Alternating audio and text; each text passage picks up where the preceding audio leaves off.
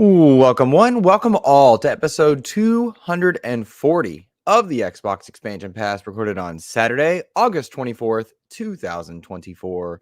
I'm your host, Luke Lohr, the Insipid Ghost, joined by my co-host, the intrepid Captain Logan.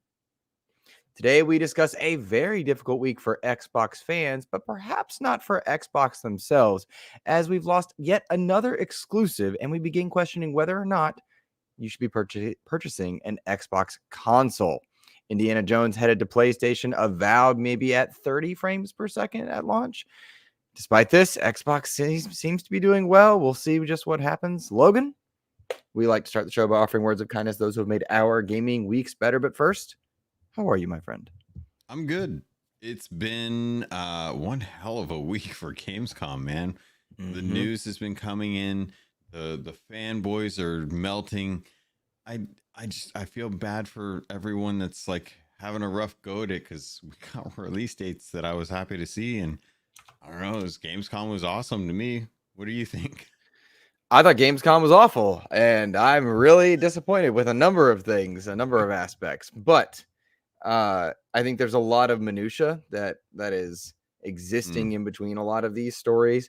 I think Xbox fans have a rightful reason to be very upset, frustrated, disappointed, and let down.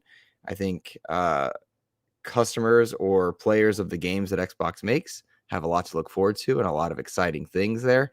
And those two things are not necessarily distinctively separate, nor are they intrinsically tied together. So there's a lot to break down with just how Xbox is going about it. I think change is hard, and we're very much seeing a change in the industry to extend well beyond Xbox into other platforms, places, stakeholders. It's a lot. It's a lot. Yeah. So I think we got a lot to discuss there. But how are you doing overall, my friend? Did you have a good week? Yeah, I did. It's been pretty busy at work, but outside of that, been hanging out with a coffee chick. We've been watching Lucifer, and then I've got a friend that's coming over this weekend. We're gonna binge some Demon Slayers, and then I went out last night to do some bar hopping, or some, hanging out at the bar with some friends. So overall, things are going well. I got my room set up the way I like it. The apartment's set up for a new roommate. Mm-hmm. Things are going great, man. Really can't complain. Good. Just knocking things off my list, and trying to figure out. I might be going through the Halo franchise co-op After again. doing Gears, now it's like, you know what? We should co-op Halo. Yeah. Kind of thinking like starting off with the Halo series, and just going back and starting back at Reach, and starting to work through all the Halo games, because it's been a hot minute since we did that, and I kind of want to go back into it with some fresh eyes again, have some fun. I totally recommend not doing Reach first. I would go in order of release. Now, it's fine if you play the updated versions, right? But Yeah. I would prefer the release, so that you can watch the features and stuff evolve, as opposed to canonical timeline. Same reason I like to watch Star Wars often in release schedule, though they're not one-to-one. Like, I can understand going full saga, but I think Reach is better played after having played Halo 1. But that's just me. Yeah. Hello, Rabbi Henriksen. Good to see you. Welcome, everyone. Yeah, I feel like it's I think we're going chronological, just purely to have the flow of story to kind of go, because it's definitely, it's kind of weird to jump from like where your story's going, and then you have to go back, and you're like, oh wait, no, this is Reach, this is before everything got kicked off. And then you go back and you're like, ODST. It's like, okay, where was ODST again in the storyline? It's like, kind of keep it all a little chronological. That way, you can actually like stick with the through line of what ring we're going to, who's in what part and stuff. Something like that, I think. I think you'll be frustrated with the level design. I think level design in the first Halo is going to bother you a lot. I love the first one. I mean, man, I don't think it ages well at all next to the other stuff. Well, I mean, it doesn't age well next to the other stuff, but I mean, it's still really like, that's, I mean, it's Halo, man. It's like classic. It's hard to not love it. You kind of know where to go and what to do every time you jump in. So it's hard for me to I don't know. It's kind of like going back to Super Mario Brothers 64 or like Legend of Zelda: Link to the Past. Like, yeah, level designs definitely come a long way in those games, but I don't know. It's something. It's nostalgic at that point for me. Mm-hmm. Well, I'm anxious to hear how you guys enjoy the journey, I guess you would say, because there's a lot of really cool design choices. There's a lot of cool weaponry, enemy types, some incredible dialogue. There's some incredibly let down dialogue as well. So it'll be fun to watch for sure. So yeah. um, I'm hoping to go back and actually love ODST and actually get through that one, because so many people are like upset that I never got through it. And Reach was never my favorite, but I want to give it like an opportunity to shine again. Well, I do want to hear basically Reach and ODST have a special place in my heart. They appeal in a unique way. So that's cool. Let's give a shout out to Rick Davis, a coffee chick, Todd Oxtra, Gentle Stone, Silkenet, and of course X Bacon Gaming, all hanging out with us. Thank you guys for being here. Nisa Hauer also here. Great to see you all here, having a good time. This is an absolute pleasure to see you guys. Please hit that like button. Logan, we start the week with words of kindness. Do you have words of kindness? I don't have anyone in particular. I did want to shout out the shop, because I think the Blam is gonna, and he invited me to come onto his show later this afternoon, but I haven't touched base with him since like the initial one back on like Wednesday. So I would shout out them, if anyone, just to kind of say like, I really appreciate that the content that they're putting out and the opportunity to go hang with them. But I honestly have been having a lot of fun with Daddy Diwali and the boys over there at the nerd chat, just kind of like all the banter that we have throughout the week in our in our little group chat on X. It's fun kind of seeing like the ribbing and stuff, especially when Joe gets into his like conspiracy theories about rigging the fantasy league that we're in, which if I may, fantasy leagues are there to have some fun. Like I think that you and I winning is just like, it's a small bit that it doesn't matter if we win, because we're us winning is nice, but it's really about the fun of actually like having a good time with some guys and just picking out the games that we think are going to do really well, and watching the nerd chat really scramble to change up their lineup in the last few months of the year, just to try and like scratch together what could possibly actually be first place. But they're very into it. Very into it. I think we made like one or two changes because we had like content that was speculative at best, and we were just like, we'll have fun with it. Now, like in first place, it's nice that they want to continue with the actual, like, see it through. It's cute that they want to see it through instead of just like forfeiting. So we'll see how they do. We'll see if there's any other shenanigans they can pull. I think because Kyle's in charge of the trophy room, Joe's just frustrated and feels very impotent at the moment. Hey, that's my son you're talking about. For the league. I'm not saying like in real life. I'm sure he's very, very like calm. Like, we look at him.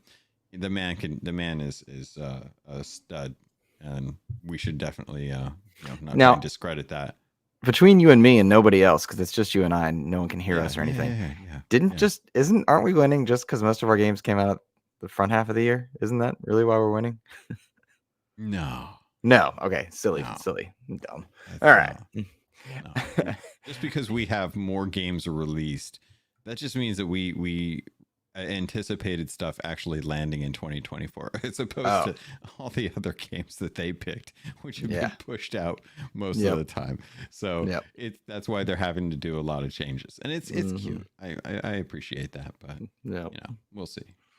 Hey, Portal player, good to see you. Xbox Lord Chaos, good to see you as well. So I want to give my words of kindness to the Nerd Chat, Project X Talk, and the Trophy Room hosts, all one and all, every single one of them, because they did great conversations surrounding Gamescom, enjoyable shows, really good stuff diving in. But I have a challenge to issue to them, one that Ooh. will, and to you as well, one that might require some charity funding on my part. So I have been head down playing. Well, it's been, and truly, it's been an awful week. I've not enjoyed my week. It's been really frustrating. I've been let down in a lot of places, and so what I've been doing to fill the time has been immersing myself in the Doom remasters. It's been exceptional. And they did a new campaign, Night Dive id, someone named Zazer, who is a well-known content maker, also works for Night Dive in that community, created an entirely new episode in the Doom franchise that exists within these remasters. And I want to issue a challenge to any one of the hosts of that show. Any one of them that goes through on standard difficulty, which is called Hurt Me Plenty, like that standard normal difficulty, and beats Legacy of Rust, send me a screenshot of your trophy, your achievement, whatever it is, including you, Logan, for every single one across Kyle Stevenson, Joseph Moran, Jampack Sam, Kevin Ainsworth, Captain Logan, Bubble Boy, X Bacon Gaming, Daddy D Wally, Jose Chipotle Bear, and I know I feel like I'm missing one. I thought I counted 10 earlier. What I'd like you to do, send me a screenshot of that, do it on socials or whatnot, of you beating Legacy of Rust. It's 2 episodes, and I will throw $10 towards an extra life of your choice when that activates this year. Happy to do that, because I don't think Joe can do it. I know Kyle can do it. Like, Kyle lives for that.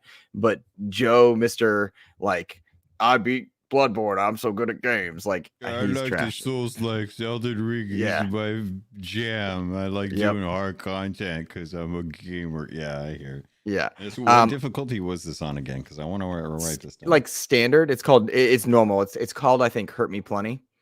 Is what it's called. No. Hurt Me Plenty is what it's called. But Legacy of Rust, it's fantastic. The visuals are incredible. What they did with this Doom engine is just incredible. And I encourage every listener, try it as well. It's amazing. It is amazing. But I've been doing the Doom 2 master levels, and then Doom 1, Doom 2. Final Doom is my next one. I did the Thy Flesh Consumed, which is the one they did in 2015, 16. So like, they've been releasing content for this, and I played Sigil, which John Romero made. Like, there is so much. Actually made it. Oh yeah. There's so much content in this that is accessible. It's very worth the deep dive. But Legacy of Rust is just incredible, and I would love for those hosts of those shows to try it out, enjoy it, and then share. Portal Player, yes, we are talking about the Doom 1 and 2 collection. Rick Davis says standard is for wimps. Doom was only ever meant to be played on ultraviolence. That's John Romero's words, actually, saying that he designed it for ultraviolent. Rick, if you can beat Legacy of Rust, I'll be quite impressed. Legacy of Rust on ultraviolent. If you can do that with no, like, messing around, I got you, man. I trust you. We don't want Joe going and like getting a screenshot of someone else doing it the way he stole a save for his Elden Ring Platinum or whatever it was. Like we like legit. I legitimately trust everybody I listed except for Joe. I trust all of them. He has to stream it. Yeah. But yeah, $10 to an extra life of their choice when that begins. Because we don't, or rather I should say, I'm not an extra life live streamer. I don't have the bandwidth, mentality, emotionality to live stream for a long time, but I like to support them. And so I will checkbox every one of those hosts, $10 to a place. Legacy of Rust is tough, no question. I played it briefly. Rick, good luck to you, buddy. I played on standard, and I'm like, but I'm almost done. So, do we know if there's like an achievement for completing that on like different difficulties? It's not difficulty based. But it is you like, because you could scum it. You could do level select all the way to the end level. Yeah. And beat it, and then it would tell you beat Doom 1 or Doom 2 or whatnot. But I've beaten all of them except for the Final Doom collection, which is the Plutonia Experiment and Evolution. And then I'm on like the last 3 levels of Legacy of Rust, and then I'll be done with the whole thing, which is dope. So currently there are 0.81% of gamers who have actually unlocked reach the end of Legacy of Rust. Ooh. I will be one of them today. Like, I will be one of them today. I tell you what, I will go in on this with you. Okay. If any of the hosts beat this on ultra violence, I will match your donations for them. I don't see any of them beating it on ultraviolent. I don't think any of them can. Ooh, I don't know. We got some. I think Bacon is probably capital the only one that I'm like, he could do it, but I don't see any of them doing this. Any of them except for Bacon, maybe. So, okay. So offers on the table, $10 to match anyone that actually gets it on ultra. Like you've got the standard, so you got the low barrier to entry. If anyone wants to come in with the ultra violence, I will match that. Good. Whatever Coffee one chick, they want.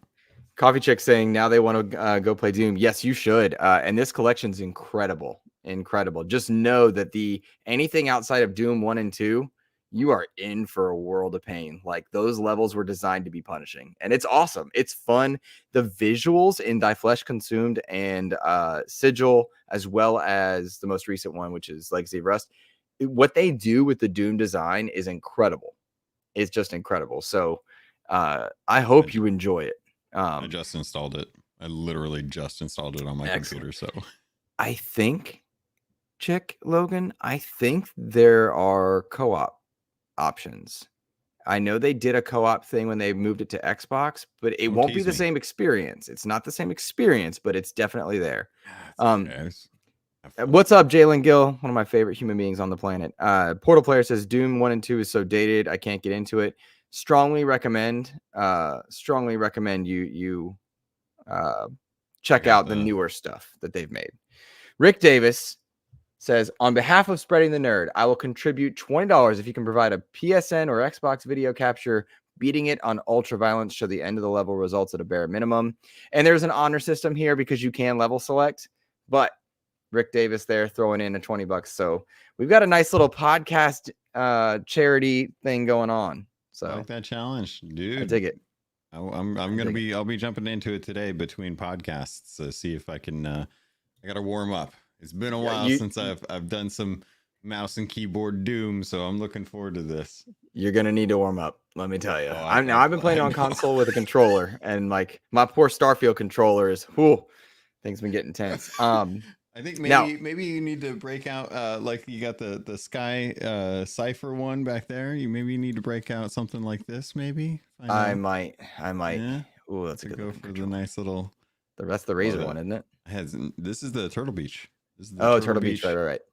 That's the one you did the review on. This is the one I did. I still use this thing as my daily driver, man. It's good. Nice. Very cool. Review on the channel, by the way, if you guys are trying to understand like what's going on with that. It's true. Rick Davis says he's going to see if he can get Clint in on that one as well. Amazing. Hey. Loiter Squad X wants to talk about 30 frames per second. Avowed. Don't worry, that is on our list. Fear not, my friend. We will be chatting about it. I got thoughts. Shout out to Rick Davis for being a member for 4 months as well. Doom 1 and 2 are still more fun than 90% of new games. Look, Rick and I disagree on a lot of like entertainment. Yes. I agree with him on this. Doom 1 and 2 are just special. They're special.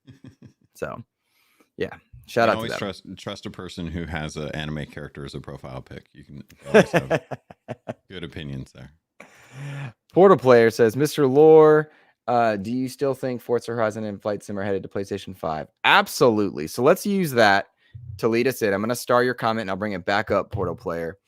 Absolutely do I think that we will see those games there, because this past week at Gamescom, opening night live, Jeff Keighley's presentation, it was there. It happened.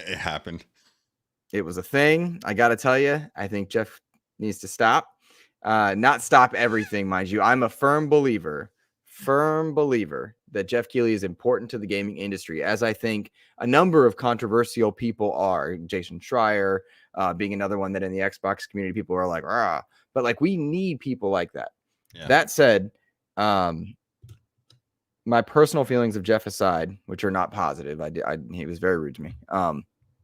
That said, we need Summer Game Fest. We need the Game Awards. And Jeff does a great job at hosting those, putting those on, bringing the industry together. Opening Night Live is unfortunately kind of paired right after a pretty weak Summer Game Fest, a pretty strong Xbox showcase. And it just feels like they're spread too thin across 3 showcases through the year, which is a shame. Because it hurts the industry in many ways when people have diminished vibes about it. Because I saw a lot of people pretty dismissive of this one, and I'm disappointed. To say the least. I'm sorry, I cut you off. No, you're good. I just quick note. He did have some new hosts that I could tell for Opening Night Live. I think that they did a really good job. Actually, I think that everyone's just kind of like not too impressed with some of the stuff that Jeff's able to kind of rake in, and I think it's fair considering there's nothing on PlayStation and everything Xbox has got is going to be, mostly kept for Xbox because they had 3 days of video content to be able to produce in an entire city that they built in the back of Cologne Convention Center. So it's kind of weird to see this, but we had some really, really weird news that I cut you off about. So apologies there.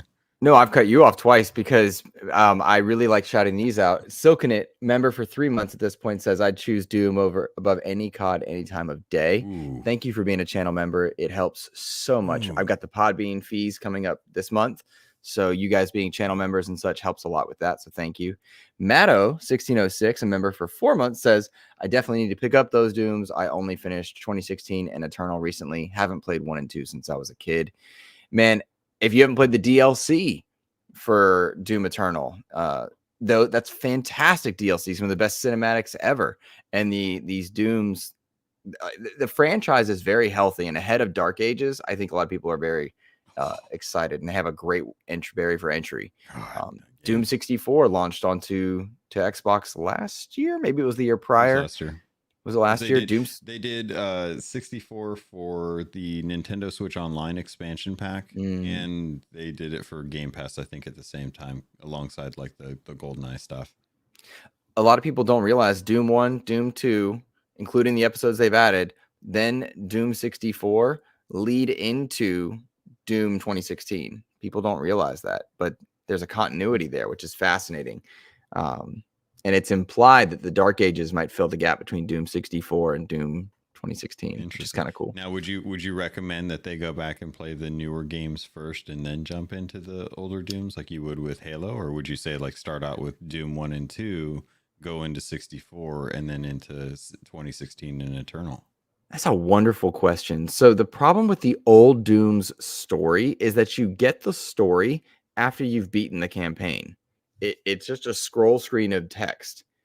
And that's what you get. And then you realize that when you look back at the levels you played, it does have like a continuity, with the exception of the final Doom levels. So it's kind of neat in a way, but you don't need to play the old Dooms for story. You play that for content and excitement. Like there was something special about seeing the Hell Knights and the Barons of Hell and the Mastermind and the Spider Demon and the Cyber Demon.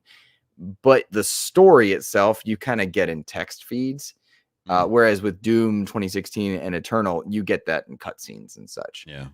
But the deep dive lore exists. And then weirdly, Doom 3 exists in an alternate universe. Some time travel stuff. Yeah. Whatever. But Doom 3 is dope. It's just, it doesn't flow like the rest of them. Rick, it was canon.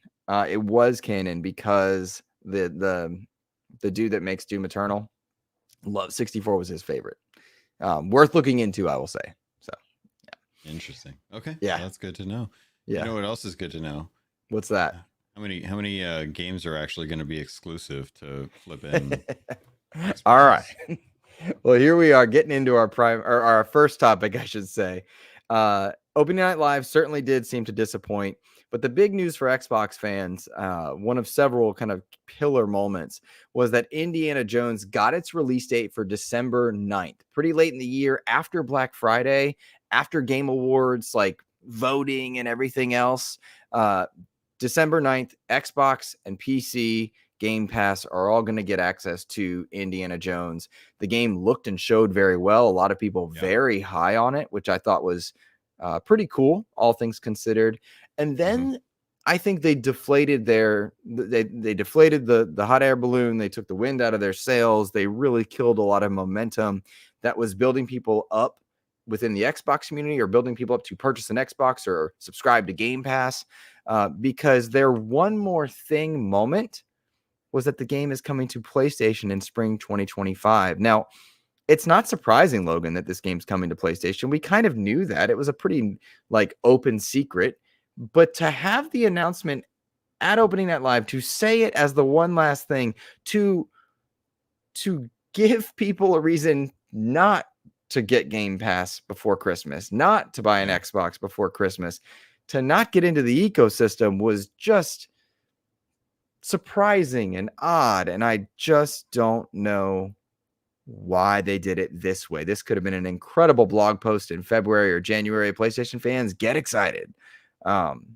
Because we know they're going multi-platform across a number of places, but it just feels like they shot themselves in the foot, and I'm flabbergasted and baffled by the messaging and the way that it came about. What did you think?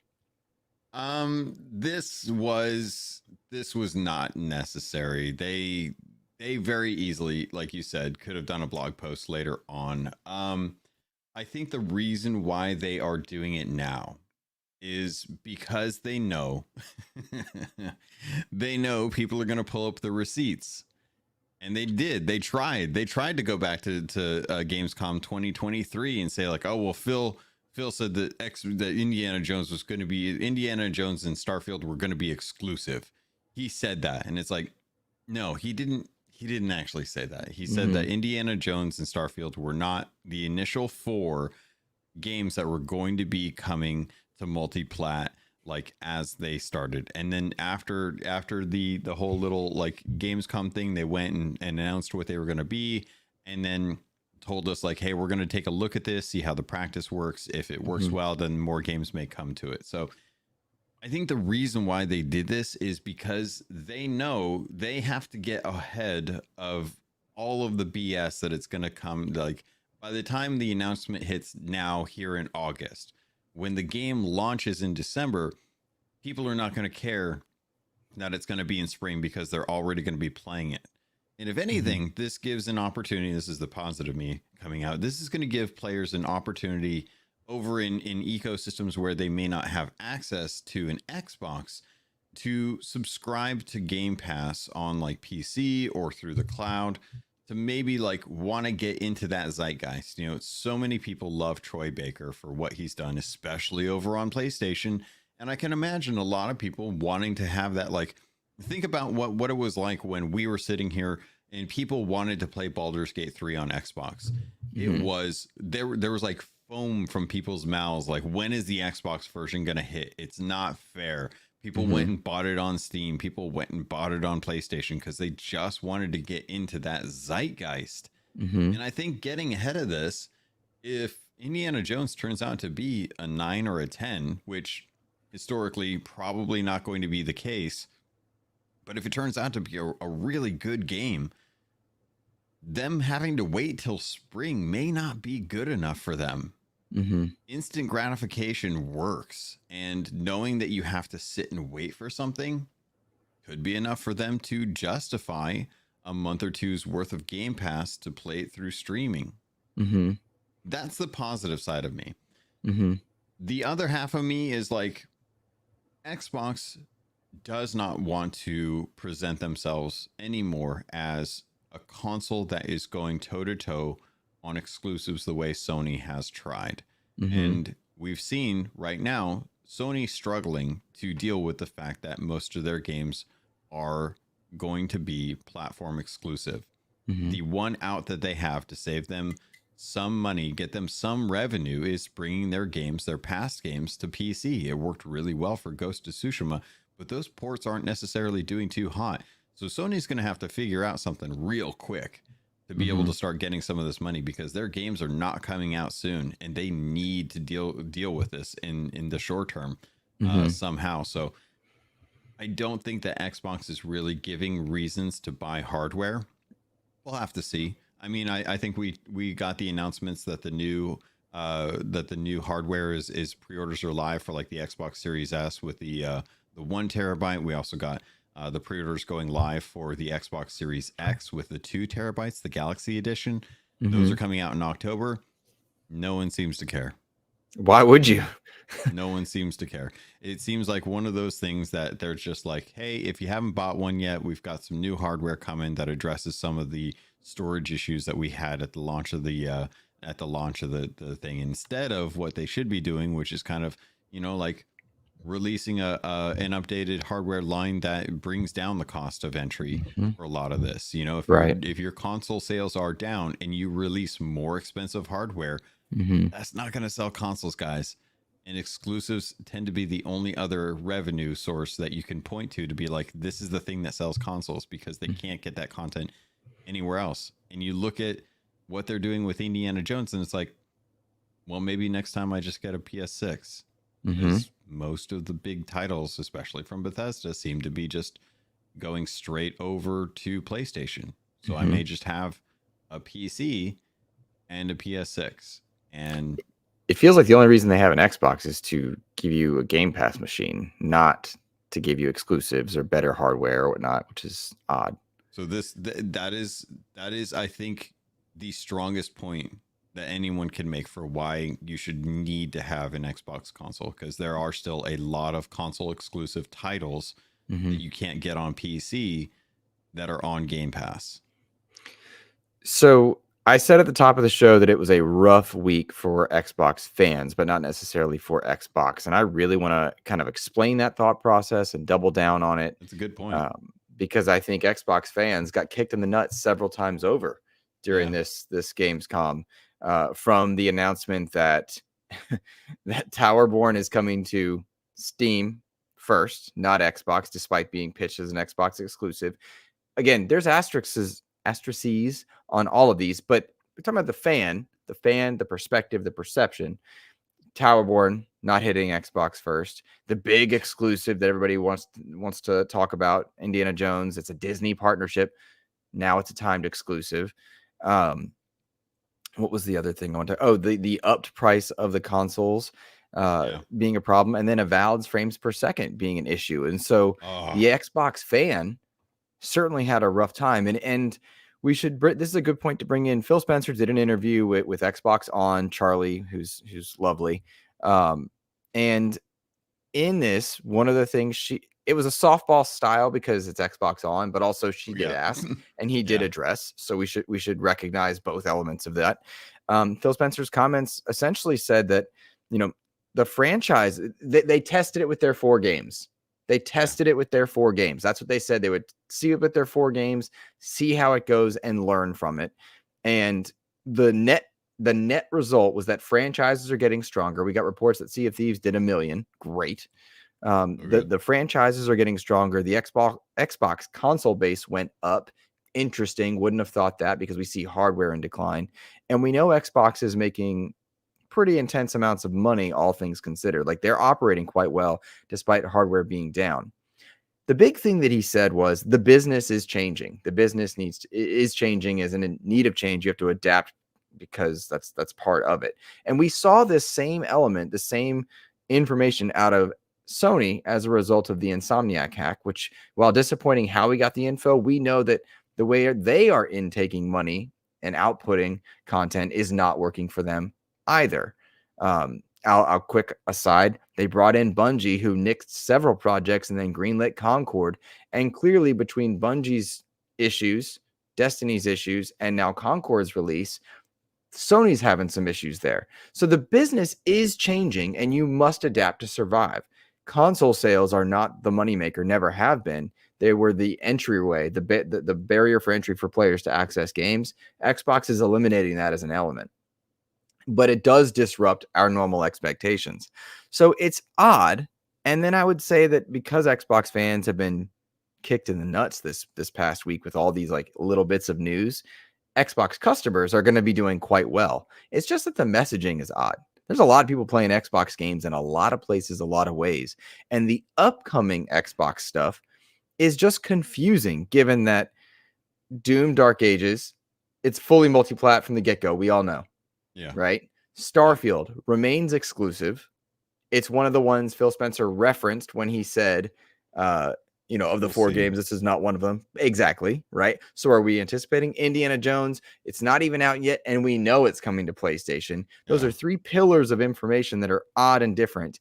You greenlit 4 games earlier this year to go to Switch and PlayStation. Some died, some were super successful. You closed a studio that made one of them. There's so many mixed elements for the Xbox fan to not be sure how to anticipate putting their monies forth and be rewarded. And I think that's the problem, right? Yeah. It really does. It comes back to like, I paid $500 or $600 for this hardware. I want to ensure that there is value there. And a lot of value is equated from what you can get on that piece of hardware compared to other pieces of hardware. So if we're looking at a lot of the exclusives that Xbox has, and they eventually just keep pushing more and more of their quote unquote exclusive content into timed releases on other platforms, well, the incentive there, like, if I have one hardware, I have the opportunity, because I think everyone in chat has been echoing this. PC has really become the best place to play games. It's kind of going back to how things were back in the late 90s, when PCs were just far more powerful than what you could get on a console level. And that gap is continuing to widen as we get further and further into these longer console generations. I mean, you brought up how some games came to the Switch, and they either lived or died on the Switch. Switch is finally like losing its steam. Like, people are just kind of at the end of life for what the Steam is, for what the console can offer, and they haven't really released any like major first party titles that I think are really exciting people. The next year's worth of lineup is kind of like the side weird projects that they don't need to put out because they have like their major IPs getting propped up for the Switch too.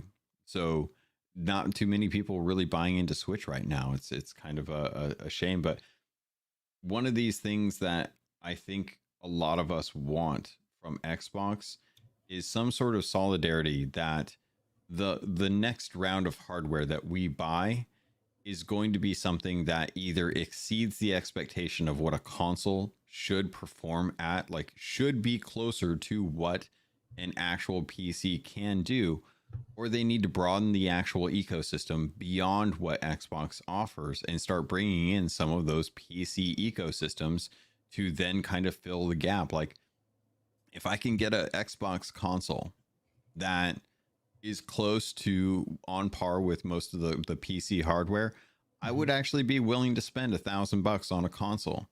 But I should have access to some of the other ecosystems that can be done on a PC. I can build a PC, but I want something that's going to sit next to my TV, something that I can grab a controller and relax in front of the TV and play a couple rounds of something with some friends, and have that kind of laid back experience from time to time.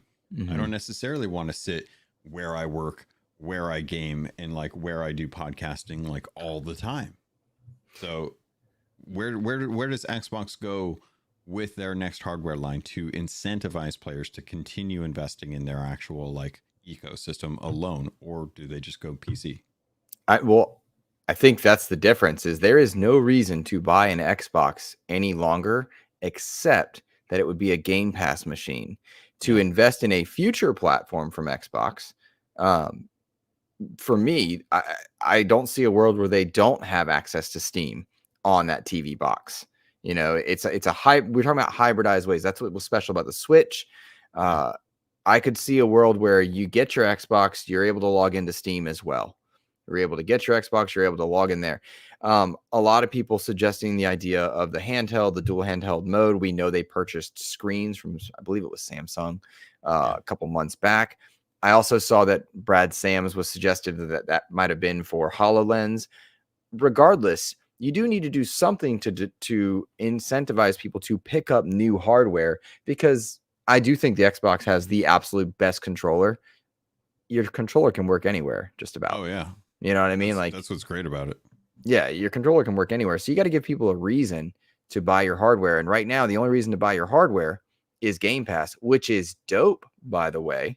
Game Pass remains amazing, even with its price hike. That said, man, that's a tough sell. Even your commercials say you don't need a console, coming to Game Pass.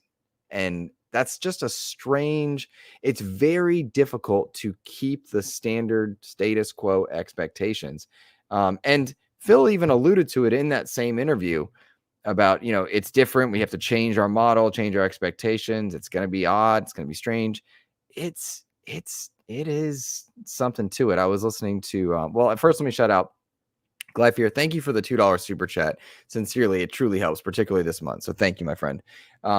Says he just wants a plug and play Xbox, no PC headaches. That's kind of it. I was enjoying TKO Asante and Everborn Saga this morning with their Saturday morning show, and they were talking about it was a ROG Ally or a ROG X or one of them. And one of their experiences was not working well, and they had to update their drivers and fix their BIOS and stuff. They're tech heads. They know this stuff, but they had to do X or Y to make it play well. I don't want to do X or Y. I just want it to work. Yeah. Like I downloaded, we're talking about Doom earlier, just turned it on and I'm playing it. Right. Hey, I did the same thing while we were doing, like I just clicked the Xbox button on my PC and clicked install on Doom 1 and 2, and it'll be fine. But then again, I get where you're coming from, and the thing that I want to pose to you is because I know that you've played on like on Steam Deck and stuff, like the OSs are getting a little more friendly towards this kind of plug and play, and especially with handhelds becoming more popular. It's clear that they want to make this content more accessible. Not many people really want to bother with like the little mouse pad things that you got on the actual handhelds themselves. So I would imagine like we're kind of just slowly moving through what is the natural evolution. We started out with like the original iPhone, and then like Android came around, and we've kind of slowly like moved our way to what we understand on how to actually interact and design for these types of experiences. I think the handheld's going to be the same way. So I think if you have these like handheld experiences, they will be very much PCs, but also very plug and play with the content that they offer on them. So I think that that's a less of an issue coming from like where they're at now versus where they're going to be for the next generation. But that's speculation and just like silver linings. Agreed. Let's give a shout out real quick to Clint Coombs, host of Spreading the Nerd, who, my friend, you have a challenge issued to you. I'll let Rick fill you in, my friend. Thank you for gifting that sub. It looks like X Bacon Gaming was the recipient of that one. Really appreciate you doing that, man, because it just helps tremendously. And I know things are tight everywhere, but it's really appreciated. So thank you, especially ahead of this gaming season, because content's expensive. We appreciate you, buddy. Let's give Silkenit a shout here. It's nice to have him back in the live chat as well. He says PC handheld is another beast from a real PC, though. Lots of not standard hardware to make them, so it's a lot more tweaking. Does that imply, Logan, that Xbox should avoid it themselves? No, I don't think that they really need to. I think if anyone, that this has kind of been my argument for the get-go, is because I want to have like an Xbox exclusive handheld. I want to actually have like what Xbox would do with it, because I think that we've seen like, you look back at the beginning of the generation or slightly before it, everyone was dogging on the Xbox app on PC. It was slow, it was clunky, there weren't options, it was terrible. Now it's a really good experience. It's a really nice, slim install software, just goes right where you want it to go. You can manage everything. There's so many more features that they brought to it. They still have a lot that they need to do for that. But dude, it's been a heck of a lot better. So I want to see like what they're going to do and what they can actually take into account when making handheld, and knowing that is going to be like, we're talking about like Xbox being the main reason for a Game Pass.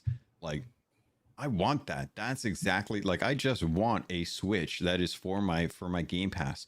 You tack on the ability for me to play like my library from that handheld as well too.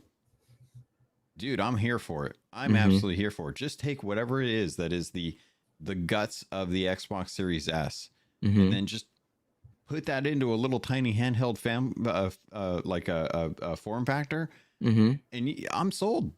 Dude, I'm gonna ditch my cloud streaming stuff and just go with the little Xbox handheld. I just want a first party version of it so that I don't have to worry about a lot of this little tweaking and stuff that comes from some of the third party content, because you're like kit bashing this experience. I want the first party experience. It's why I buy first party for majority of the content or tech in content that I do, right? Yeah, it's a good point. It's a good point. I was listening again. I enjoy Brad Sams. I'll point people to his channel. He does a lot of really good breakdowns for Xbox and Microsoft. He talks about how the current Xbox runs a Windows OS with something called a hypervisor on it, which is a non-Xbox. I'm aware of what that is. As a non-PC person, I'm still aware of what that is. And so, like, there's no reason to think that, given the tweaks they've made to that in the last few months, that they're not gearing up towards some sort of handheld approach. So keep that in mind. Captain Logan, you gifted 5 memberships. Thank you so much, my friend. It must be a hack. I'll have to refute that later. Gotcha. Appreciate you, man. Thank you so much. Looks like you pinged him out, and we've got Jose Martinez, Todd Oxtra, Nobody Needs This Platform, Focus Active, and Matt Sarian, all recipients of that one. Hope you guys enjoy it. Please make use of those emotes and the like button. You guys are awesome. Let's see here. I had one other thing I wanted to point out here. Sea of Thieves from, I believe, your channel got Doom 1 and 2 collection sent to him, or it sent him on an FPS kick recently. I love seeing that. How do you pronounce the name? Sotnus? It's SOT Nist. SOT Nist is how I'm supposed to say it. Okay. Yes. Or Sotnist. Sotnist, it could be, like tied to botanist, could be tied to anything, but could be. Who knows? But yeah, could definitely. Thank you, Nist. Yeah. Ooh. Y'all got a hype train rolling for me today. You guys are the best. A coffee chick gifting 5 Xbox expansion pass memberships. This is the most this has ever happened. You guys are awesome. Thank you, guys. We got a nice little gifting train. Colt Eastwood was gifted a membership there. He was a recipient. Good to see Colt in the chat. Love him. He's had some good coverage the past few days as well. So shout out to him. Who else? Blue Arrow, a recipient. Cheeseworks, a recipient. Hold on, I'm scrolling. Awesome Gomez, a recipient. Yeah, so cool. Who'd I miss? Awesome. Baz Hayes got another Baz Hayes. Oh, so cool. You guys are amazing. Absolutely amazing. Matto 16. This is incredible, y'all. This has never happened. Matto 1606. Gifting 5 XEP memberships. You're amazing. Tim Purr 21, Matt Burns, Happy Cloud Gamer, Rob Frawley II, and the Elemental Hero, the Shadow Link Dragon something was gifted. King. Dragon. What is it? The name right? I can't see it. The Elemental Hero, the Shadow Link Dragon Wolf King. Egg on my face. You guys are amazing. You guys are absolutely amazing. This is incredible. This is incredible. Thank you guys so much. You have really, you guys are the best. Thank you. Thank you. Appreciate the likes, subscribes, the gifts. It's wow. Okay. Yeah. I was having a really bad week. This is a nice pick me up. Rick Davis. Jesus. Rick Davis gifting 5 XCP memberships. Oh my gosh. Guys, you guys are incredible. Cygnus, Roberto, Zero, Neon Black, oh my gosh, now I'm having trouble with it. Saborito, thank you. And then Scott McLawhorn, thank you, Rick Davis, for the 5 gifted subs as well too. Luke, I am very curious, because we've been talking a lot about like how Indiana Jones is now going over to PlayStation. When this was first announced, so many people in the console wars were talking about how they're going to need to take Dramamine to be able to play this game, that it looked like it was going to cause motion sickness. After watching like the content and seeing like the reception of people talking about it and knowing that it's going to be multi-plat, there's no reason for PlayStation fans to be dogging this, because it's going to be on their console as well too. So they have to suck it up and actually like deal with that.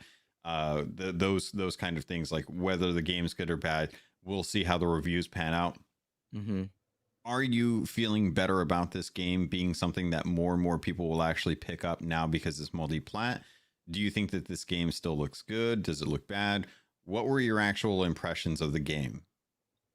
Great question. So separating ourselves from the announcement impressions, actually seeing the game, seeing coverage of the game raised my level of excitement for it, because I've long said on a number of our shows, on a number of the shows we are affiliated with, that we guest on, that I don't think Indiana Jones moves the needle. Nisa Hauer gifting 5 XEP subs. Goodness gracious. Nisa Hauer, incredible. Stilo Facts, Trickster, Rebels Pride, 1 hour, 1 decision.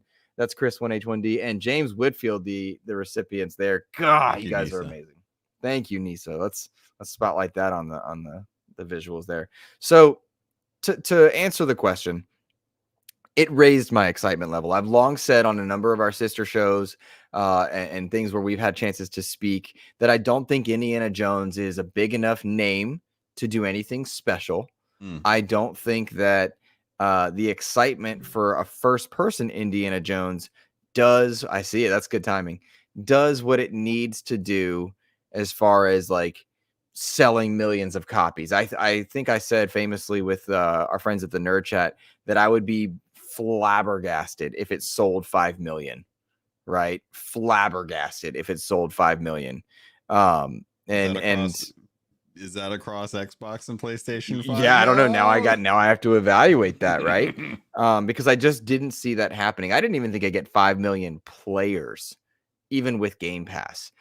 I think the idea now that it can go into multiple places and that it's previewing well, a lot of people are equating it to the quality of Chronicles of Riddick, which at the time that game came out, it's a dated reference, but at the time that came out, well, that's what all the coverage people are saying. That was a very high bar. And this is a lot of the same team members from that same team. So the DNA is in there. So I think if the game is good and people are getting the game that we think we're getting, you are going to see 5 million players across all 3 PC, PlayStation, Xbox. Do I think you sell Xboxes with this? No. Will you get some Game Pass subscribers? Probably, but I don't think it'll be big. I just don't think it'll be big. I think you're more likely to see Call of Duty, Vessels of Hatred, Shattered Space, all of the live service things move Game Pass subscriptions. Now, the interesting thing, I'm saying that full well knowing that Vessel of Hatred isn't a Game Pass thing. Shattered Space isn't a Game Pass thing, but I still think it will move that particular needle. It's a lot cheaper to buy into Game Pass to get all of the base of those games and then pick and choose like which little expansions and stuff you want to pick out. Like I would have loved to have like a World of Warcraft announcement for Game Pass this week, but we didn't get anything like that. But I'm glad that you're a lot more high on Indiana Jones, dude. I've been wanting this game to come out for a while. I think it's going to be a really fun experience. Personal opinion on Troy Baker aside, like he is a talented voice actor. And I think if there were, if anyone was going to try to replicate, Harrison Ford's voice, he's got a good opportunity to actually bring that. I still kind of hear Troy Baker's voice in there, but dude, there's something fun about Indiana Jones games and just the franchise in general. And I don't think it's a dead franchise. I just think that it's struggled to find its place because in all honesty, like Harrison Ford is just old now, man. It's hard to make a young man's movie when your lead character, who, if we're being honest, no one ever wanted to have replaced, and we know this because of the 4th movie, you want to have Harrison Ford be that character, and that's just not physically possible nowadays. It's a lot tougher. So video games are a great opportunity to be able to have these continued adventures with Indy that I love. I love when we go on these little adventures to different artifacts that are hidden away and stuff. So, dude, I'm stoked for this. I'm okay with it going over to PlayStation and having it being a timed exclusive. It's terrible messaging for the Xbox console itself, but I want people to keep Indiana Jones relevant, dude. It would suck to have that kind of IP fall to the wayside because one actor was so intrinsically tied to the role. So I understand everything you're saying. I think when the game comes out, we'll really get an idea of whether or not this IP needs to die or it can be reignited and reinvigorated, right? Because it'll be coming to PC, PlayStation, Xbox within a 6-month period, right? And that is an interesting thing. It's a very good test of the IP. Now, a couple things in chat that I think are worth mentioning. First, SOTness is suggesting and reminding us rather that you get $3 off Shattered Space if you have Game Pass. Didn't know that, but it makes perfect sense. The 10% thing is right there. Yes, absolutely. Then you've got Matto1606 reminding us that Vessel of Hatred comes with a free month of Game Pass Ultimate when you buy it. A nice tie-in there. So there's something and a pet? Oh, I didn't know that. Cool. It's a cute little pet, dude. I'll find a screenshot for you. It's yeah, please do. Please do. Load it into the thing. We'll put it on the screen. Very cool. And those are nice incentives. And we just saw Sarah Bond mentioning when as Genshin Impact arrives, which is a free-to-play game, there's some Game Pass perks for that as well. So I appreciate the tie-ins on that front. Happy Cloud Gamer asked us a great question and said, question, are you guys salty now that content is going to a different platform? I don't care, just looking at music and movies, not exclusive to hardware. I think that's a legitimate question. I saw Rick Davis doing a good job muting some fanboyism in our chat because we don't do that. That's not our thing. We celebrate games wherever they are. But are we salty with the idea of content going to a different platform? I have a very strong answer on this one, but I'm happy to open it if you want to think about it or I'm not salty about it. I think it really does kind of come back to the like, why am I buying the hardware? I like to have that justification, and the reasons for the hardware purchases is tied a lot to like the features and the functionality that I get through it, as well as like the back compat library and FPS boost, quick resume, stuff like that. So I'm not salty about the content because a lot of the time I'm hopping between this PC and like my Xboxes. Like I have one like right behind the monitor here for when I'm actually capturing, but I also have my other one out in the living room. And like between those two and like my PS5, like, where I go for the content's where I go. But I'm also speaking from a point of privilege as far as like, I have all of the consoles and a beefy PC with all of the RGBs. So it's fast. So right. Absolutely. I'm not too worried about like where the content goes because I have access to all of it. If we're talking about like, oh, well, I need you to go and actually like buy an old console to be able to go back and play the new levels on Doom 1 and 2, then I'd be like, okay, maybe we could just port this to PC. Then like things like that would probably rub me the way that I think a lot of people that just have like one console would. So I feel like I'm the wrong person to ask for that kind of question. Am I salty is a great question, Happy Cloud Gamer. I am not salty that it's PlayStation that's getting it. I'm upset that as an Xbox fan, I was so excited to finally have the Bethesda and the Activision Blizzard King stuff behind me, and games were going to start coming to my preferred platform. And I was going to get to celebrate that platform in a way that I've not been able to. I've had to do a lot of defending of my preferred platform because for all its benefits, it all comes down to the games. And I felt like we were going to get that. So as an Xbox fan, am I salty? No, but I'm a little jaded at the idea that, wait, why did I spend all this time defending into it? That said, Xbox has served me very well. If you have an Xbox right now and you don't think you have stuff to play, you do not enjoy video games. I heard something very similar said by Colin Moriarty not too long ago. Like, there's so many games to play that you're just so well served. And as a Game Pass subscriber, I've been treated to so many games. I'm a broken record at this point, but Lords of the Fallen, Flintlock, Konitsugami, the Doom 1 and 2 collection, there Still Wakes the Deep. 5 games in just the last 2 months that I've just been all in on as a result of having an Xbox and Game Pass. So salty, no, but as an Xbox fan, it does hurt a little bit. But it's also, I can get over that real quick because I play games, not systems, right? We had an incredible $5 super chat. Thank you so much, Kiri86. You are amazing, and I appreciate you. Kiri is a PS5 gamer. Shout out to you, my friend. I'm excited for you to find out what you think of Indiana Jones when that comes. He says, as a PS5 user, I'm happy that they were honest and open about exclusivity. If they tried to trick me, I'd be upset. Now, that's a great perspective, Logan. The idea that As a PlayStation gamer, he now knows what's happening as opposed to being tricked in theory. I don't know that tricked is the intention, but I understand exactly what he means. To buy an Xbox or get Game Pass, and he's able to play his PlayStation or just wait. I appreciate that, and that might be a strategy move for them as well. I still disagree with how it's the one more thing, because when you're Bethesda and you've got franchises like Doom and Wolfenstein under your belt, and you've got a one more thing at an opening night live, you got to think Wolfenstein was on people's minds or something else. And so it was very strange that the one more thing was, and it's coming to PlayStation. But regardless, I appreciate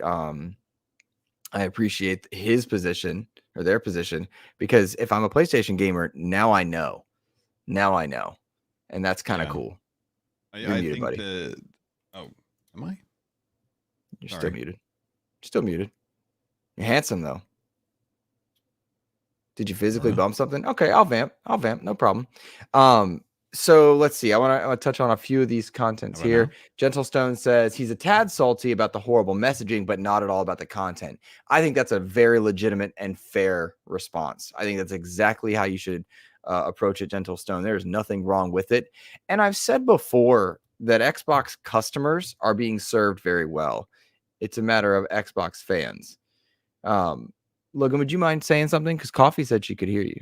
Oh, really? Okay. I can't hear Logan. Can you guys hear Logan, chat?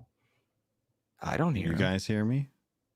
She says she can hear you. Do you guys have a private call? Is there a Discord going? No. One has to wonder. Let's see. Rick Davis was referring to my statement on... Oh, Matto, they can all hear you. Yeah. Everything looks fine on my end. I opened a browser. They can all hear you. I don't know what's going on. All right, hold on. Let me test this on my... You talk, and maybe it's on me. Maybe my battery died.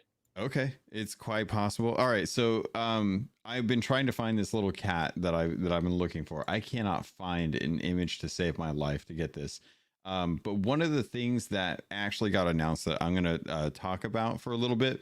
I'm a little bit quieter, but so no, anything? You sound great. I must have. I don't know. It must have just. I just turned it off and back on. Oh my god! You sound lovely, my friend. Oh my god! Look at that. They all love you. They all love you. That's so funny. Let me. If they're saying that I'm a little bit low, let me see if I can actually fix that for you. Let's see. Okay.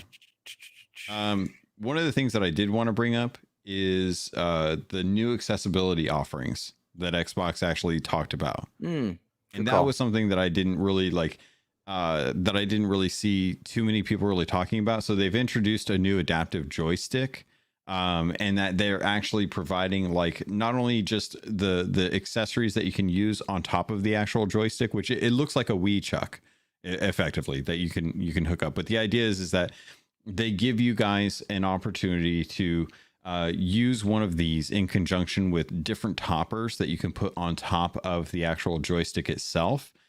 So that, because not everyone is going to have full functionality of their hand. Not everyone even has like hands to be able to use. Sometimes you have to use your chin. Sometimes you have to use your elbow. So it really does like depend a lot on what you're working with when you're trying to use like some of the adaptive controllers. So the fact that they're coming out with this and that they're not only building in support through the actual like adaptive toppers that you can have for this, but they're also offering the 3D printable files for this as well too. So if you've got a friend that's got like a MakerBot or something that they can actually do some of these 3D prints, you can actually go and get these replaced on your own or modify them so that they're a little bit more for what you need, kind of tweak them if you need to. I love that they're doing this because it's one of those small things that, again, we're getting the conversation out there about like, oh, well, you know, Indiana Jones is coming to PS5. Like, I can't believe they're going multi-plat. Oh, Avowed, we're going to talk about like FPS limits and stuff there soon as well too. But there's the little stories that always kind of seem to fall into the cracks or fall through the cracks when some of these long announcements come out, like these week-long experiences and stuff. And this was one of those ones that I was like, okay, I personally love to champion the adaptability of what the Xbox ecosystem offers for folks that have special needs or needs that they can't fulfill with a standard controller. I love accessibility in games. I love accessibility options in hardware. And we saw the I can't remember, it was like the Leonardo or Da Vinci or something that Sony came out with, and that was a great tool for them to be able to offer for PlayStation fans. But once again, it comes back, Xbox leading the market when it comes to these adaptive controllers, and I absolutely love that they used Gamescom as a platform to kind of announce and showcase some of these, because so many times there are gamers that have to play games in a way that is not traditional for a lot of other people, and this just opens that up for them, and I absolutely love it. So I wanted to take a moment while I knew like we were kind of vamping back and forth to address this before we get into some of the other news. No, it's a great point, and it really does underscore Xbox's philosophy of when we play, we all win. When everybody plays, we all win. And it's great to see that they're continuing that process, because I'd not heard much on the accessibility front as far as like the controller side of things recently. But I have noticed significantly in the last 2 years. And most recently, I'm playing Redacted, which is an Xbox first party game that comes out very soon. Menu narration. And I'm talking about an Xbox first party menu narration right there. Hellblade, I believe that narration was there as well. And Ubisoft does a good job with this as well. It's really cool to see that happening. Actually, I think I could say what I'm playing. Age of Mythology. It starts with menu narration, and it's wonderful. And it's just cool. Like, that's a great thing for accessibility, and Xbox trying to reach more gamers. It's easy to toggle off once you start, and easy to keep on if you're in need or prefer it, and that's amazing. Let's address Happy Clouds Comics. He's a great supporter of our channel. Says, I'm not trying to do a fanboy here, but I'm more worried about PlayStation now that Xbox has more top sellers than PlayStation has on their own system. There are only so many systems you can sell every generation. Software is profit. I don't think PlayStation is doing well right now. Your opinions? So I think PlayStation's just fine. I think they pivoted hard in the Jim Ryan era to try to adapt to a market too quickly that they were ill prepared for, and they are suffering greatly on a business side that we don't get to see very much of. I think Concord is out there and articles will be written, and it sucks for that Concord team. And that is the way of how things go. But I also think that competition is healthy, and a healthy Xbox, a healthy PlayStation, a healthy Nintendo gets you the best bang for your buck. And right now, Sony's they're doing some recoil, some snapback from an incredible PlayStation 4 generation, an incredible start and run through this generation so far. Absolutely loving a lot of what PlayStation's doing. I think right now you're getting the industry suffering in hardware, and Switch 2, I think, will kickstart that. But software is where money is made regardless. They've got a great install base, so when they get their games flowing, we're there. But they're doing some good stuff that's pro-consumer and putting their games on PC. We're seeing them put their stuff on Switch. Sony does have some issues they need to work out. It's not doom and gloom all the way around, though. But I think it's fair to wonder and worry. Logan, you've been nodding and shaking your head both. Yeah, no, I echo your sentiments 100%. I think that, it's really tough. They capped out the end of the PS4 generation with some absolutely amazing games, and even carried some of those into the PS5 because of, development time. This is the lull. We've seen this, gosh, what was it back in, I want to say it was like 2015 or 2016 when Sony had one of the most amazing E3s they've ever had. And they announced a ton of stuff in that E3. All of those games turned out to be absolutely amazing, but it took a while for a lot of them to come out. And as a result, they really didn't have those teams. Like, they were so condensed on all of those games that by the time all of them finished releasing, God of War Ragnarok being like the last kind of cake topper to the entire generation, they really didn't have a whole lot to really go on the rest of the time. So they struggled. They tried to find a lot of avenues that they could try and expand those IPs out in a short amount of time to try and draw in favor for gamers who knew that they weren't going to be getting another set of games for the next 5 to 6 years. And as a result, we are now seeing the drought that comes from the first party content, and a lot of third party content has had to prop up Sony over the last couple of years. Second party content really being king for them with things like Helldivers 2 and what was it, the sexy game Stellar Blade. So a lot of that content, you know, that's the thing that Sony fans are living on. Concord just released this week, so we'll have to see, you know, like if that game, I have a lot of trust in the team that's making that game, but it's going to be a hard sell because it's a mix between Destiny and Overwatch, and a lot of folks are going to have to really find a way to endear themselves to the characters in there. So I'm not too I think worried. Concord's done. I saw earlier in our chat that they were at less than 250 concurrents on Steam. I don't know if that's current in this moment I'm saying it, and I hate that for them. Yeah. But I mean, I have no interest. I don't. As a Sea of Thieves creator who's based a lot of his content off of like updates and lore to the game, I would say like keep an eye on Concord, because Concord has the pedigree.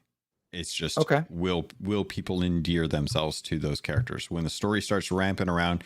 People will start talking about it. Word of mouth and zeitgeist is going to really kind of change the opinion on that game, I think, if it does succeed. But I'm not discrediting the fact that not a lot of people are playing it. Incredibly generous $5 super chat from X Bacon Gaming. Thank you, my friend. God, thank you guys so much. Only 24 likes. Hit that like button. Shout out to XEP. Also, exclusivity is dumb. When we all play, we all win. Thank you so much, my friend. And he's a PC Master Race fan himself. And so I'll use his comment to reference the idea that Sony's strategy was really great to start the generation, but it didn't age well. And Xbox, I think, is very ahead of the game. And sometimes being first isn't always best, because Xbox really was first with a lot of modern things in the Xbox One era. And Sony stuck fast to what was tried and true, and it served them very well. And Xbox lost that generation and thus subsequent generations. That said, I think Jim Ryan did a very poor job in taking them forward. And it's Rick Davis in chat who's saying that he believes Herman Hulst will right the ship. That leads me to a point that I want to talk about with corporate speak, corporate double speak that takes place. I listened to Joseph Moran, that's my son, over on the Trophy Room, and he very much said that, you know, he's like, why do you guys listen to Phil Spencer? Like, he's out here talking about, you know, things are going to come to PlayStation, things are not going to come to PlayStation, this is multi-platform, that. Herman Hulst is tasked with doing something similar to what Phil Spencer had to do, which is right a ship that is derailing. Now, admittedly, the PlayStation ship is not nearly as far off course as the Xbox One was. It works. And Phil instituted backward compatibility, Xbox Live Games with Gold, Game Pass, new hardware, accessibility hardware, cloud-based gaming, all to keep Xbox relevant moving into the future. Herman Hulst now has to defeat the sequelitis and the rising costs of hardware in order for Sony to get back on track and find a way to adopt live services in there, because they're behind on cloud tech and everything else. So it'll be interesting to see what Herman Hulst does. That begs the question of, should people, gamers, content creators, and podcasters, looking at directly in the mirror and to the people listening, should we be putting so much stock in what people say? Now, I will point out, asterisks, Logan, Phil Spencer does a very good job selecting his words. Sarabon is learning that lesson, because that's what being learning a role is. But Phil very much articulates his points well, and I don't think he's lied once. That's not to say he's not implied falsely. Those are two very different things. But should we put so much stock in executives? No. Also, X Bacon Gaming on the back of his $5 super chat says that Concord currently has 387 players on Steam. I hate that for that team. I don't think that that's a good metric to base it on, though. Like, I mean, for something like that, like Concord, like, I think that you would really want to take a look at what the actual like PlayStation fans are like. I want to see what their numbers are before we really kind of report back and call it dead. Not to say that, you know, like Steam isn't a good anecdotal evidence, because obviously, like we may get into it later on, but Black Myth Wukong, obviously very popular right now on Steam. Can we bring up Black Myth? Can we talk about that for a moment? Yeah. So Black Myth Wukong hit 10 million players, within like 3-4 days. That's wild. Call of Duty, Grand Theft Auto, wild numbers. A lot of information about that seems to come with the assigned requirement to talk about China, given that it's a Chinese-based developer and the game is set in Chinese lore, and there were limits for streamers and coverage people to talk about and not talk about certain things. Okay. Regardless, the game seems to be playing quite well on console and doing very well on Steam. And it points out that China is an incredible market for companies to investigate as far as spreading their influence. Really love that the game works. Glad to see that the reports, or the early reports, because PlayStation content creators didn't get codes, are that it works pretty darn well on console, which bodes well for the future. And I think it's great. I also think that Black Myth Wukong is the exact thing that has held Sony afloat for years, is a great third-party exclusive. One reason or another, they've used third-party exclusives to fill gaps in their first-party catalog, which is not something that Xbox has successfully done ever since the 360. No, they tried it by studios. Yeah, they tried it with what was it, Tomb Raider. It backfired greatly, and then they really didn't do it much again. And so it'll be really interesting to see when and how Black Myth arrives on Xbox. Will it be Series X exclusive or not? The Series S is one of the most controversial things. I love my Series S. I'm really tired of hearing that it's like the reason things are bad, but also it sounds like PlayStation's just easier to develop for. I don't know. $5 super chat from Kiri86. I'm sorry I cut you off again, Logan. I apologize. I'll stop. No, you're good. Kiri says, I feel like whatever your position is, there is a Phil Spencer quote to support it. That's amusing. I don't know. I haven't thought about it like that. It's a very astute, thing to say, considering a lot of what you have to do when you are one of those marketing partner people in companies is you have to be able to speak in the middle of points, like you have to, or opinions, like you have to be able to speak to one or the other side just enough to sway favor without committing to one or the other. It's a very interesting tactic to use. I personally think that with people like Herman Holst and with Phil Spencer, should you take what they say as gospel? No, but they do give us enough information to be able to glean where the trajectory of a company is going to be going. Like we heard Phil talk about how we are going to have to re-envision how games are constructed and published this last week. And that was something that stuck out to me, not necessarily something that probably stuck out to a lot of people. But one of the things that I heard from that is that there has been a strong initiative, and this is all anecdotal. This is just me, speculating on different data points and trying to come up with a through line here. Microsoft has been heavily investing in AI.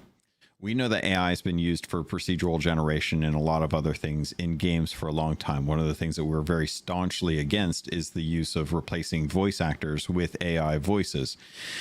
One of the things that I think Phil talked about is the way games are constructed. That is a very interesting way to phrase it. And as to your point, Phil is very particular about what he says. So one of the things that I think may start coming further down the line is this initiative to include or introduce more AI development into the construction of games, considering Phil has talked for a long time about how expensive games are to make, how the return on the investment is not always there, and just how long it takes for these games to actually get made, and where AI can be a tool to start to alleviate some of those costs and development cycles within the future generations of games. So this is one of those things, like if we start to hear more about AI being used in Xbox studios to try and get games out faster for less, look back to this Gamescom and kind of see this is where the kind of the start of this road came to be. It's interesting. Good to know. Good thoughts. And when you presented the AI discussion point last night in our you voice were in chat, a different mindset. You were going through some stuff. I'm still am. But I want to give you a hug right now. I feel so bad. Thanks, man. I could use it. But no, I hear it and I wonder, and I don't have a strong take one way or the other. You know what I mean? Like I can't settle on how I feel. Yeah. So it's hard to see. Like that's why I'm pointing it out now, so that in the future when people are like, oh, I remember episode 240, Logan was talking about something other than legislation. We can sit there and be like, oh yeah, Phil did talk about like in a way how we should expect AI to be utilized more when game development is, and that's why we're able to get the next slew of games coming out a lot faster, because they're able to use more AI tools to create content for games that isn't necessarily going to replace people. It's going to hire people who know how to code and develop AI so that more mundane things can get done quicker. I want AI to start doing my damn laundry. I want AI to figure out how the Roomba doesn't eat my cat. That's what I want AI to start actually doing. I don't want AI to replace my voice actors or anything like that, or the art. Fair. All right, let's take a moment. I want to thank those that have been supporting us on Patreon. We've been doing an incredible amount of thank yous to the YouTube community, and you guys have been, oh my goodness, today is just incredible.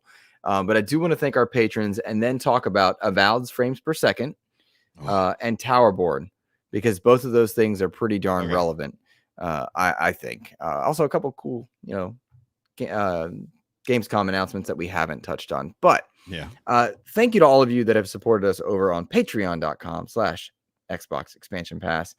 Logan, do you mind if I read them this week? I would like to. Oh, do you mind? Do you mind? Yeah. Okay. All right. No, that's all right. Go ahead. Thanks, bud. I was getting ready for it. Were you psyching yourself up? Do you want to do it? No, go ahead. I do it every week. You go. Okay. You take your shot. All right. Well, I just want to thank those of you that have chosen to support us at patreon.com/Xbox Expansion Pass at the tier 2 and 3. You guys get a shout out every single week. It helps keep the content coming, keeps the lights on, and it's a nice way, if YouTube's not your jam, to support us there, particularly as times are tough. So let me read our tier 2 and 3 shout outs. Big thank yous to Nicholas 1H1D, Nicholas Johnson, Chris 1H1D, Ellery Woods Parker III, Rob Frawley II, Tao Zochi, Randolph Thor 19, Silkenit, African aka Charles Jones, Game Positive, Jampack Sam, Matt Valdez, Neo Prime 33, Rick Davis, Red Beast, Xbox Mike 29, the Lord Sir Master James Suddy, Brendan Myers, aka the Winter Gamer, Sony's VP of Marketing Kevin Butler, Clint Coombs, DJ Hero, and Dano12. Thank you guys for supporting us over at patreon.com/Xbox Expansion Pass. We appreciate you. All right. I don't know if I'm ready for this, man. What's that? The Avowed conversation? I don't know if I'm ready for this Avowed conversation. Avowed. Xbox's pillar exclusive that was going to be coming in 2024, that was then moved to 2025 to save your backlog, thanks to an incredible interview by the Iron Lord. Shout out to Lord Cog and Co. over there. Obsidian Entertainment's art director Matt Hansen has indicated that the game would run at a bare minimum 30 frames per second on the Xbox Series X and S consoles. Important to note, he said bare minimum. He said the targeting frame rate would be allowing Obsidian to go heavier on visual effects, but he added that the team was not done optimizing the game. This is on the heels of Xbox first-party titles like Hellblade 2, Starfield, and Redfall, all launching at 30 frames per second. Some of those games look great at 30 frames. Some got patches to bump them to 60, which improved performance. All of those games got patched. What game didn't get patched? What game? I didn't know if Hellblade had. That's why I said some. I wasn't sure if Hellblade had. I just didn't know. Okay, that's fair. And I know on PC they run at 60, but pretty interesting, all things considered. Now, quick aside, Logan, I thought Avowed looked fantastic at Gamescom. I've been saying, which I've never once thought. Go ahead, my friend. It looks good. It's gonna be a good game. I've been telling people Obsidian knows how to make these little smaller versions of Bethesda games. Like we saw it with Outer Worlds. It's a better Starfield. It's a shorter, more streamlined version of Starfield. Now, granted, we're actually getting some cool stuff in Starfield. So I'm actually kind of excited for Shattered You can Space. drive a buggy now. I know. I'm looking forward to it. Dude. They're gonna throw it in Forza. It's gonna be fantastic, dude. Exploration. That Shattered Space teaser. Dude, it looks. I'm looking forward to. I'm looking forward to it, regardless. But after watching Alien Romulus, I'm all about it. Whew. Oh my god. Okay, and I also have to. I also have to call out this real quick. This. I remember when Logan said it absolutely not get delayed. You know what? I'm sorry. Don't you and I have a bet? Yeah, I bet $10 of Extra Life that Avowed's going to be all digital. Oh yeah, that's right. So. We'll have to see. All right, we'll have to see. I'm gonna be taking a trip down to my local Target or my Gamstoppy to see if I can buy a copy of that. But the point that I was trying to make is that Avowed is going to be a fun game. I loved the fact that they have like a pistol, like you can get a pistol and you can get a sword. Like I'm gonna freaking pirate this game, not pirate game, but I'm gonna play a pirate in this game with the way that the weapon loadouts work. But the thing that really bugs me about this is that, again, Xbox is trying to get these games out in such a quick succession that they have mandated that basically shoot for 30, lock in 30, do what you want, and then if you have time later, come out with the 60 FPS patch later on. Hellblade being the exception here, because I think that's more of like an artistic choice that they wanted to do because of the cinematic quality that comes with that game. But I think that one of these things that has to budge is if it's on PC, you're gonna get like all the frames, and that's why I feel like I'm just gonna end up playing Avowed on PC, because to be perfectly honest, I want the frame rates. That is without a doubt an accessibility feature for me. It is smoother to play. It is less janky when I'm doing it. Not to say that I can't, because obviously that's like the bare minimum that they can do. But I know in 6 months to a year, they're going to have like some little expansion for this game, and they're going to come out with that expansion. And that expansion is going to have a 60 frame second mode. And it's just going to bug me, because if they just delayed it like a year, they could have worked it all out, and they could have had the content like ready to go right afterwards. They could have had like a 6 month lay into the game with an expansion version that would give you like the $30 expansion. They could drop the price of the game, keep the cost of the game around like $70, and you get the expansion with it, and had the 60 FPS mode built in right there. So it frustrates me, dude. It's really frustrating to see. It's like, oh, well, we're targeting 30 frames. It's like, okay, we'll delay it until you get the 60 frames. Mm-hmm. I don't know what the issue is. For me, what ticks me off so much is that they'll come out and say that this is what we want. This is our artistic expression, our artistic vision. It's like, no, it's not. No, it's not. Like it's a very particular game that would want 30 frames to be the target. You could maybe convince me Hellblade, maybe, but that's about it. Like that's about it.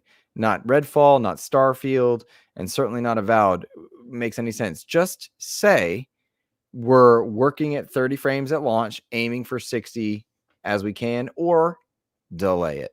Now, they did delay it. They didn't have to give us a new date. They could have just said, we're moving it to get out of this crowded window. It'll be at X time. But 60 should be the goal. That should be the goal. What's the point of the new hardware if it's not 60? And don't try and sell me a new Xbox when you're not maximizing these. And I struggle with the 30 frames thing. Now, that said, we do want to be clear. They didn't say it's going to be at 30. They said they're targeting it right now. which again, double speak that we just kind of referenced. They're splitting hairs. I don't have a good answer for you. And it was in our chat. I'm trying to scroll back. I think it was Happy Cloud Gamer, perhaps. But somebody said that they would much rather a stable 30 than a janky 60. Agree. Yeah. Stable 30 is good. Once my eyes adjust, I'm fine. But if I'm bouncing between a game that's running at 60 or 120 and then I go to 30, I notice it. I can adjust to it, but it's noticeable. I think that's my issue is that there's no reason why they can't hit a locked 60. Like it's not like some far-fetched concept that we're like, oh God, if technology could get there one day, could you imagine like what 60 frames per second would look like? It'd be so smooth. It's like, bro, this was like this standard. We were used to having 60 frames per second for games. Every Sony game has a mode that is like 60 FPS. You've got performance, or you've got like I don't know, quality mode.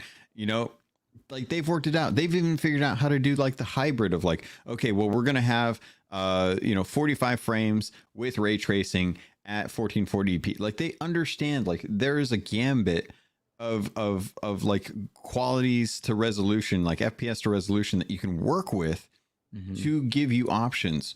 So why is it that Xbox is the only one that's like, well, we're shooting for 30? It's like, cool. So's Nintendo. Their Switch is 2016, they're 2017. Like, congratulations.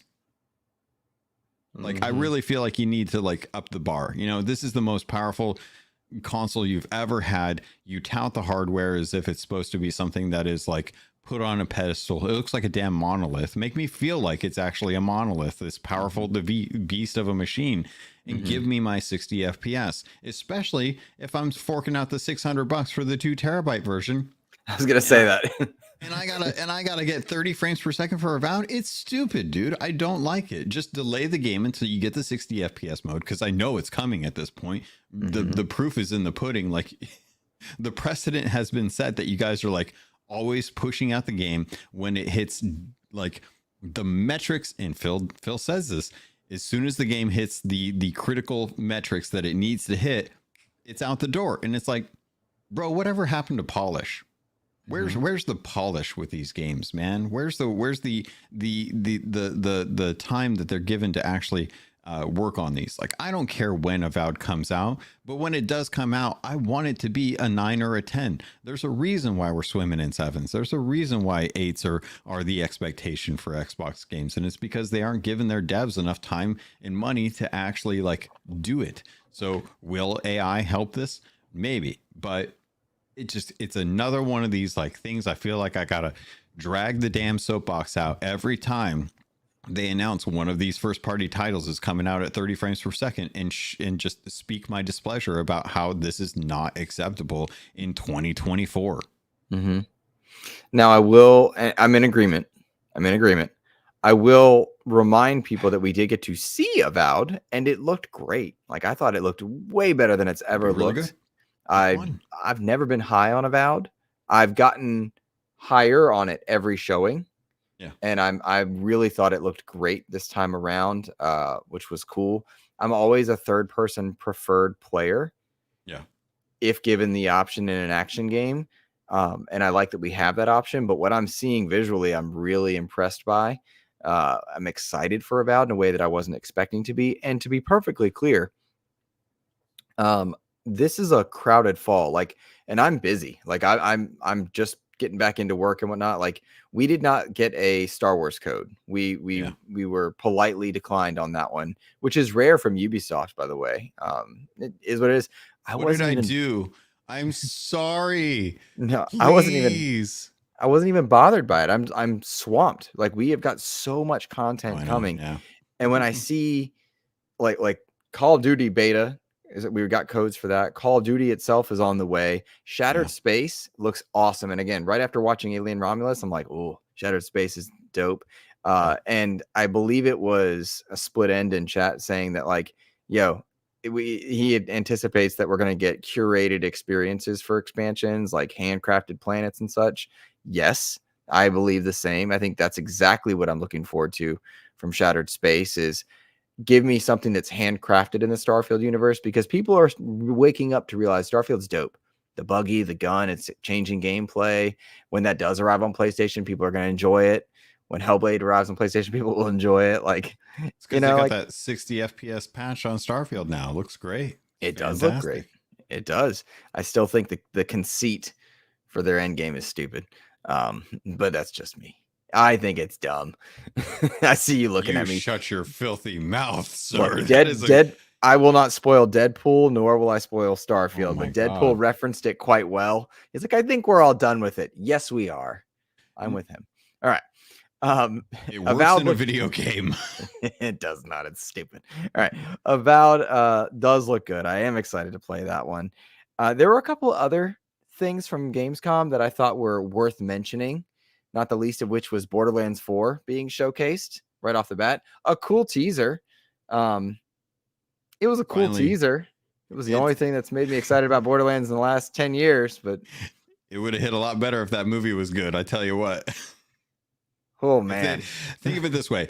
If Borderlands 4 or if Borderlands the movie was as good as Fallout, people would have seen the announcement for Borderlands 4 and been like, can't wait.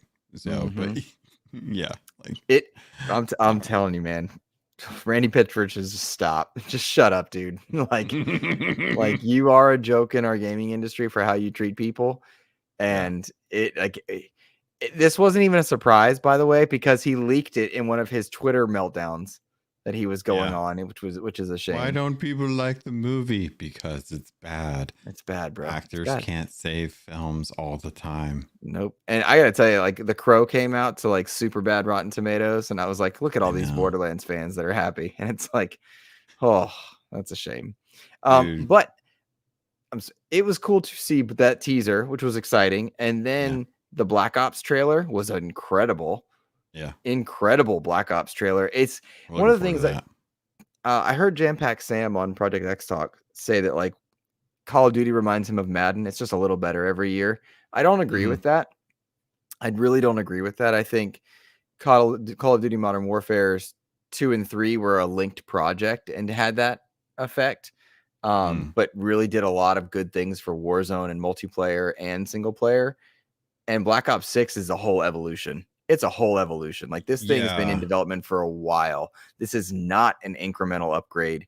The zombie stuff looks incredible. The multiplayer looks awesome. The beta's about to arrive. We were giving codes for that. Did I give you your code? I didn't get the code yet. I have one. Okay.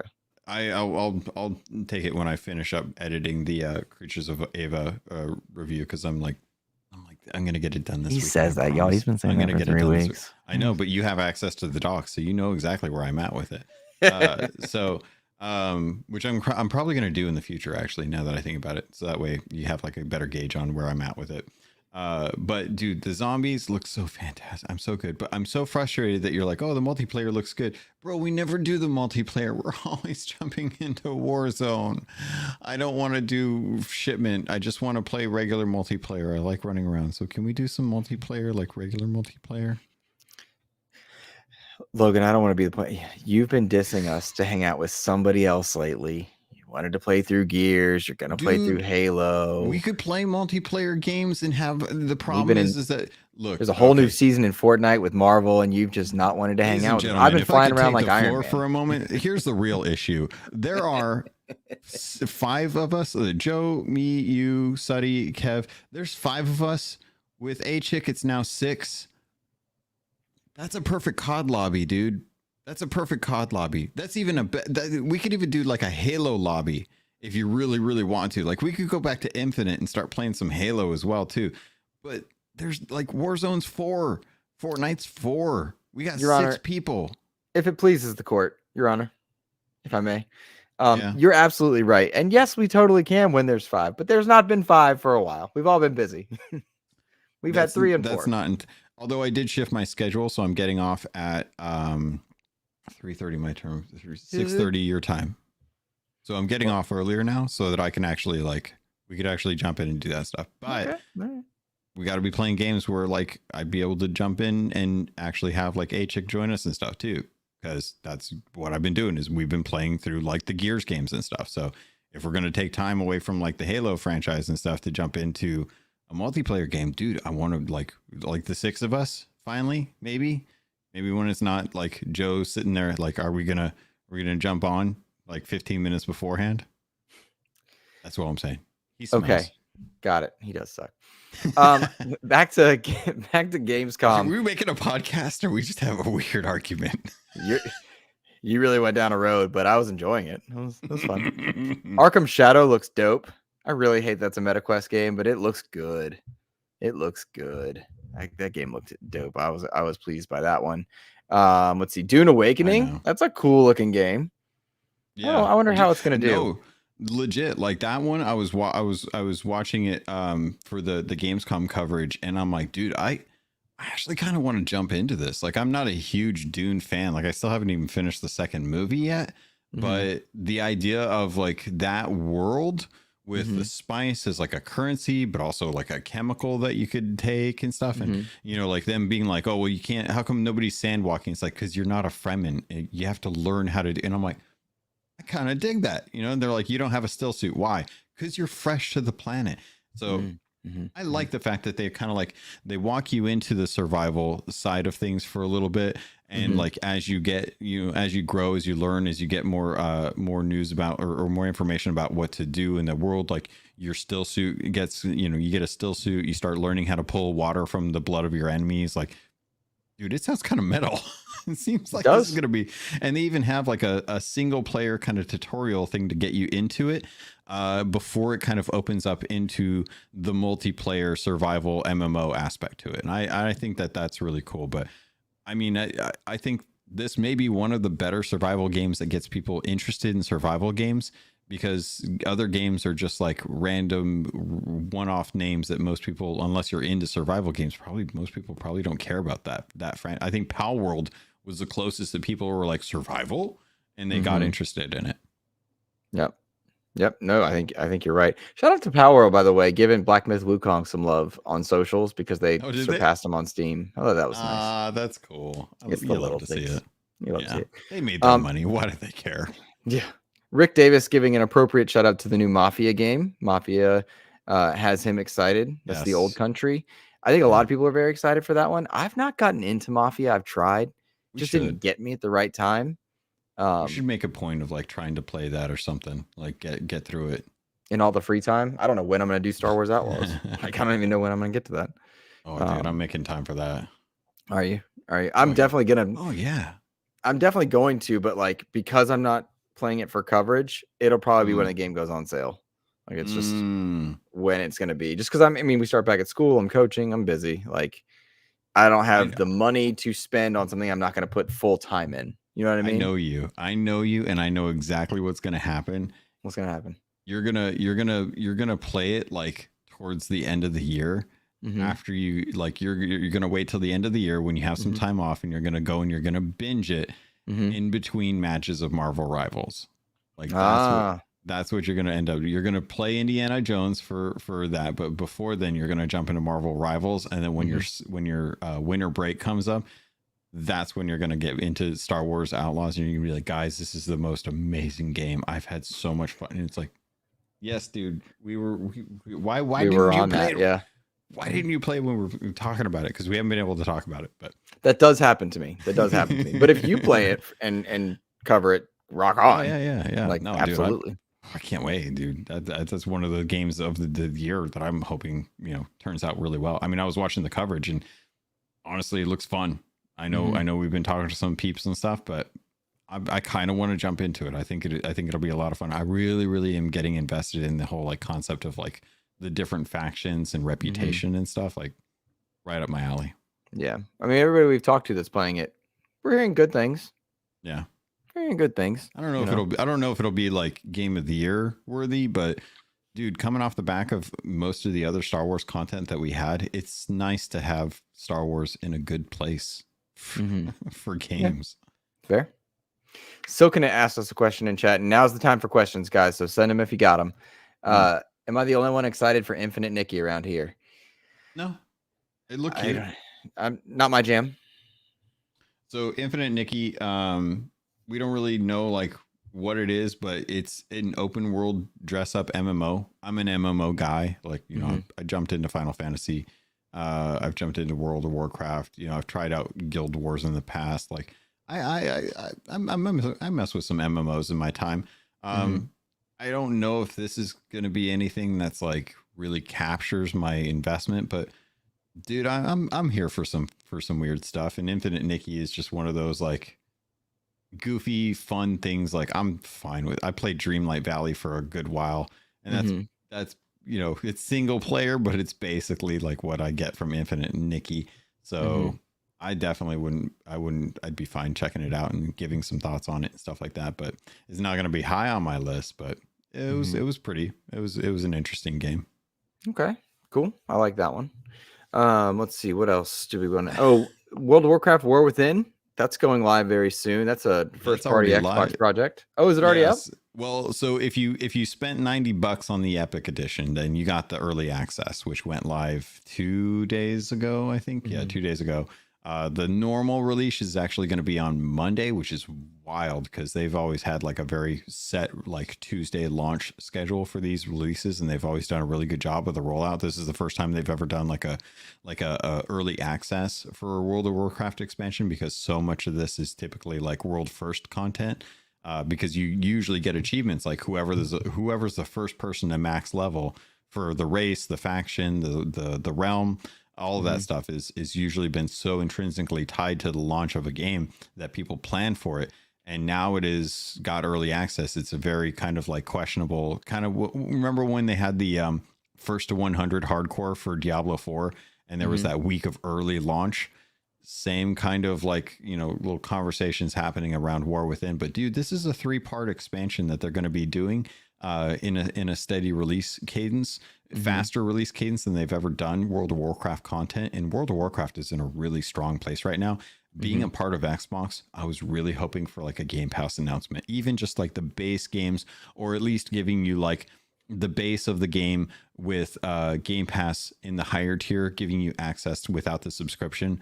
I was really hoping we were going to get something like that announced for Gamescom, and it was kind of a bummer because it was perfect. It was right there, but a lot of good stuff for World of Warcraft, especially if you don't have friends that are into it.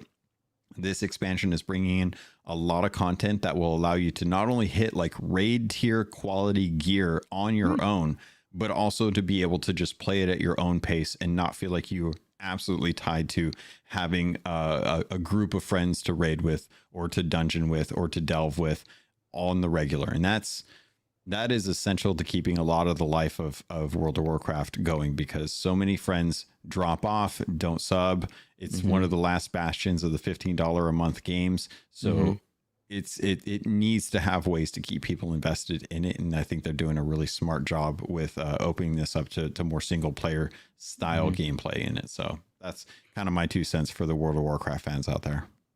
I tangentially heard, and I'm sure I feel like you were in the chat when we heard it. We're hearing that streamers and such are subscribing to Game Pass for Valorant just so they get all the characters and things like that. That would be kind of something similar to what you're talking about with World of Warcraft. Yeah, they should very much like try and figure out how, even if you have to pay the $15 a month, if they just include the expansions into Game Pass, so you could do 30 for both and get all of the content without having to buy it, or vice versa, take all of the expansion content that is come out and make that available through Game Pass without a subscription up until the latest expansion. So you have to buy the expansions, kind of like how you'll have to do with Vessel of Hatred for Diablo or Shattered Space for Starfield, but give you the opportunity to forego the $15 a month cost now that it's part of Xbox. If they can work that out, dude, you will see a skyrocket in people jumping into World of Warcraft, because it's like the first thing that comes to mind. Everyone knows World of Warcraft. Everyone has maybe wanted to try it, but the barrier to entry is high if you want to actually check out the new content. They've got plenty of free access to like a certain limit, but yeah, they really need to try and work out some sort of deal for the Game Pass thing. Yeah. It eternally surprises me that it hadn't happened yet. It just surprises me. So let's see. Let's take a moment. We're about to wind down here, but I want to shout out the incredible people that have been hanging out with us the whole time. Rick Davis doing a great job as a mod. Really appreciate you helping us keep our chat positive, uplifting, and no fanboyisms in any direction. We appreciate you.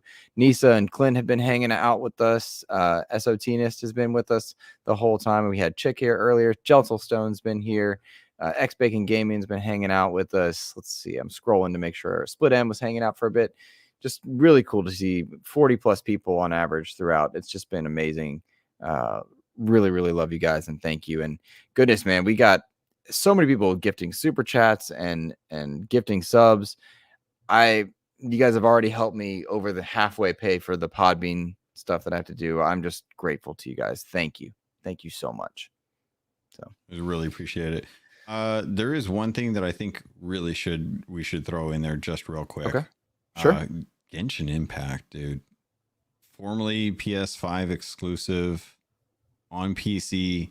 Mm-hmm. This is a Hoyoverse game. It is one of the most popular games out there. It is a gacha game to an extent, but we finally got an announcement that on August 28th, that is getting the 5.0 update, which a lot of folks are looking forward to, as well as some of the teases of the new characters that they're going to be bringing out. But it's coming to Xbox November 20th, and that's going to be huge. That's like big. That is like Final Fantasy titles coming to Xbox huge. That I think a lot of people are going to be really excited about, that have wanted to check out Genshin Impact but may only have an Xbox, because you can play it on your phone, you can play it on PC, you can play it on PlayStation 5. Xbox has been one of those last bastions that they have not been able to get the game over there. So the fact that it's finally, like, Phil continuing to invest in the Asian market and try and actually get games from Asia or Japan to actually like come over to Xbox. This is it. This is one of the big ones. So I was surprised that a lot of people focusing more on things like the multi-plat status of Indiana Jones versus Genshin Impact, one of the most popular games out there, coming to Game Pass. Like, it's going to be big. I think a lot of people are looking forward to that, and I think that the Xbox team is really excited to be able to have this deal finally come through. When that happens, I want to see numbers. I'm very fascinated by that. Very fascinated by that. For sure. Yeah, definitely. Well, Logan, what you got going on? By the way, chat, you guys are amazing. I'm seeing so many kind words. You guys are the best. It's been a week, and I appreciate you all. Logan, tell me what you got going on with Keelhauled. It's the Gold Hoarder episode this weekend. End of the month, I'm going to be sitting down. We just got a big patch that came into Sea of Thieves that is changing up the meta. And yeah, so the blunderbuss no longer a one shot, one kill. And it's got a big knockback. So a lot of people not happy about that. But I'm going to be sitting down with the Gold Hoarders here in a little bit to actually chat with them, get their thoughts, get their opinions, and hear from them. So that'll be coming out this Monday, as per usual. Very cool, man. Very cool. Guys, I did an interview this week that will come out next week with the JRPG developers of a game called Keelhauled, which was really cool. Moonanana is the name of the developer. Really interesting interview. It was fun to learn about their project. I've got that ready to go probably midweek or so. It depends on a couple other content things, because our community episode is not this week, but the week after. So we're trying to stagger some of that content a bit. But yeah, just really appreciate you all checking out, supporting XEP. Thank you for hitting the like button, subscribing. If you're listening on audio, appreciate you guys. If you're able to drop a review, please do. Logan, I think that's going to do it from us, my friend. Awesome. All I'm right. booting up Doom 1 and Doom 2 right now. My man. All right, everyone. Have a fantastic rest of your day. Take care.